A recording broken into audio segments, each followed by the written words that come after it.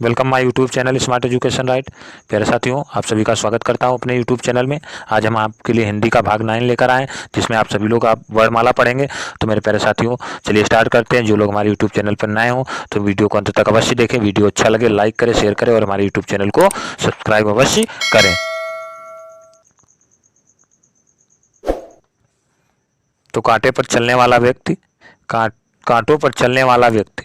तो मेरे प्यारे साथियों, कांटों पर चलने वाला व्यक्ति मंजिल तक जल्दी पहुंच जाता है। कांटों पर चलने वाला व्यक्ति मंजिल तक जल्दी पहुंच जाता है, क्योंकि कांटे पैरों की क्या कर देते हैं, रफ्तार बढ़ा देते हैं। कांटे जो होते हैं पैरों की रफ्तार को बढ़ा देते हैं। तो इसी क्रम के साथ देखते हैं कि वर्णमाला क्या होते हैं।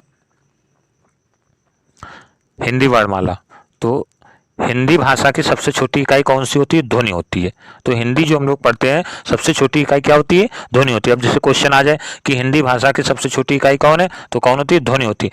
इसी ध्वनि को ही वर्ण कहा जाता है। इसी ध्वनि को क्या कहा जाता है? वर्ण कहा जाता है। वर्णों को व्यवस्थित करने के समूह को वर्णमाला। अब जो वर्ण है उनको हमने एक क्रम के साथ यानी कि व्यवस्थित ढंग से लगा दिया, उन्हीं को हम वर्णमाला कहते हैं। हिंदी में उच्चारण के आधार पर 45 वर्ण है। कितने? 45 वर्ण होते हैं। इनमें से 10 स्वर और 35 व्यंजन होते हैं।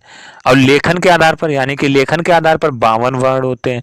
इनमें 13 स्वर हो जाते हैं और 35 व्यंजन, 4 संयुक्त व्यंजन होते हैं। तो मेरे प्यारे साथियों, क्या है कि हिंदी भाषा की सबसे छोटी इकाई क्या होती है? ध्वनि होती है। इसी ध्वनि को ही वर्ण कहा जाता है। इसी ध्वनि को क्या कहा जाता है? वर्ण। अब वर्णों के व्यवस्थित करने के समूह को वर्णमाला कहते हैं। हिंदी में उच्चारण के आधार पर 45 वर्ण होते हैं। कितने वर्ण होते हैं? हिंदी में उच्चारण के आधार पर 45 वर्ण होते हैं। इनमें से 10 स्वर, 35 व्यंजन होते हैं। लेखन के आधार पर 52 वर्ण होते हैं। तो इसमें 13 स्वर और 35 व्यंजन तथा 4 संयुक्त व्यंजन होते हैं। आगे बढ़ते हैं मेरे प्यारे साथियों। तो वर्णमाला के 2 भाग होते हैं। वर्णमाला के कितने भाग होते हैं? 2 भाग। कौन? स्वर और व्यंजन। स्वर और व्यंजन होते हैं। तो पहला देख लेते हैं, स्वर क्या होते हैं। स्वर क्या होते हैं? तो जिन वर्णों को स्वतंत्र रूप से बोला जा सके उन्हें हम स्वर कहते हैं। परंपरागत रूप से स्वरों की संख्या 13 मानी गई। कितनी मानी गई है? 13 मानी गई है। लेकिन उच्चारण की दृष्टि से स्वर कितने हैं हमारे? 10 हैं। अगर क्वेश्चन आ जाए कि उच्चारण की दृष्टि से स्वर की संख्या कितनी होती है, तो 10 होती है। और परंपरागत रूप से स्वरों की संख्या 13 मानी गई है। आगे बढ़ते हैं मेरे प्यारे साथियों, आगे देखते हैं उच्चारण के आधार पर स्वर कौन कौन होते हैं। उच्चारण के आधार पर आ छोटा, बड़ा, ई बड़ी, ई ऊ, ऐसे एड़ी, ऐसे एनक, औ और से औरत। तो ये हमारे क्या हो गए? उच्चारण के आधार पर। यानी कि कितने हो गए? 1 2 3 4 5 6 7 8 9 और 10। तो ये उच्चारण के आधार पर कितने हैं? 10 वर्ण है। और लेखन के आधार पर कितने हैं? 2 4 6 8 10 12 और 13। अब इसमें कौन कौन 3 जुड़ गए? ये 3 जुड़ गए हैं। ये 3 जुड़ गए। तो ये 3 अंक लेखन के आधार पर जुड़ जाते हैं। आगे बढ़ते हैं मेरे प्यारे साथियों। व्यंजन क्या होते हैं? अब व्यंजन हम देख लेते हैं फटाफट। जो वर्ण स्वरों की सहायता से बोले जाते हैं, उन्हें हम क्या बोलते हैं? व्यंजन कहते हैं। हर व्यंजन के उच्चारण में आ स्वर लगा होता है। तो आ के बिना व्यंजन का उच्चारण नहीं हो सकता। वर्णमाला में कुल कितने? 35 व्यंजन है। वर्णमाला में कुल कितनों संख्या है व्यंजनों की? 35 है।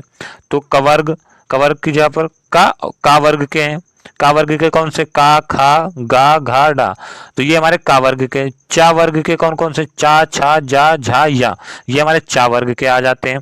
आगे बढ़ते हैं मेरे प्यारे साथियों। बस आप सभी से निवेदन है कि वीडियो को अंत तक अवश्य देखें। वीडियो अच्छा लगे लाइक करें, शेयर करें और हमारे यूट्यूब चैनल को सब्सक्राइब अवश्य करें। आगे टा वर्ग वाले, टा, ठा, डा, डा, डा, डा, ढा। तो ये हमारे टा वर्ग वाले। ता वर्ग वाले, ता, था, धा, धा, ना। तो ये ता वर्ग के अंतर्गत आते हैं। किसके अंतर्गत आते हैं? ता वर्ग के अंतर्गत आते हैं। आगे बढ़ते हैं। पा वर्ग वाले देख लीजिए, पा, फा, बा, भा, मा।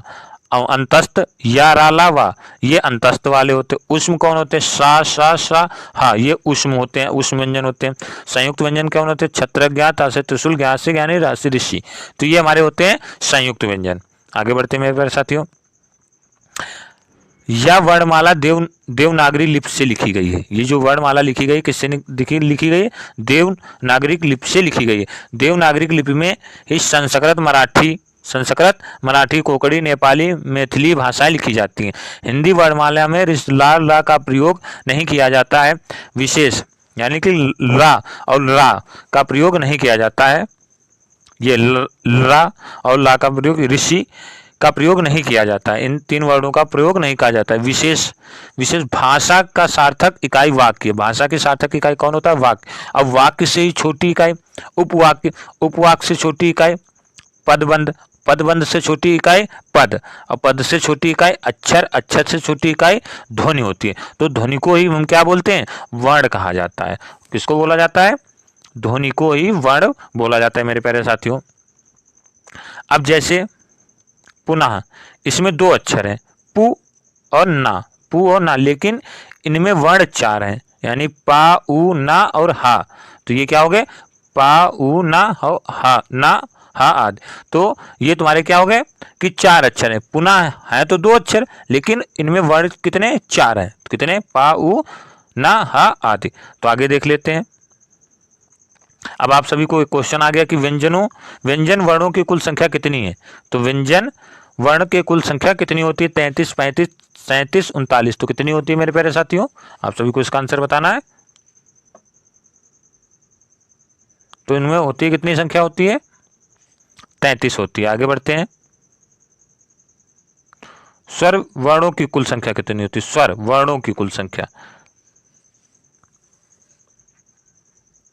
स्वर्ण वर्णों की कुल संख्या कितनी होती है? तो इसकी संख्या होती है मेरे प्यारे साथियों, स्वर वर्णों की कुल संख्या कितनी होती है? तो ये होती है 11। ऑप्शन इसका कौन सा सही हो जाएगा? बी वाला सही हो जाएगा। आगे बढ़ते हैं मेरे प्यारे साथियों। निम्नलिखित में से कौन सा तालव्य व्यंजन है? गा, जा, ड़ा, दा।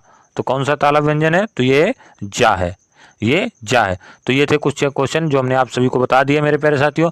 तो आज हमने वर्णमाला पढ़ लिया है, और वर्णमाला इसी तरीके से आप सभी से निवेदन है कि वीडियो अच्छा लगे लाइक करिए, शेयर करिए और हमारे यूट्यूब चैनल को सब्सक्राइब अवश्य करिए। जब तक के लिए जय हिंद, जय भारत। कल मिलेंगे नए टॉपिक के साथ में। सामान्य ज्ञान का टॉपिक होगा जिसमें आप सभी को क्वेश्चन मिलेंगे 50, उनको हल करना है और उनके आंसर बताने। तब तक के लिए जय हिंद, जय भारत।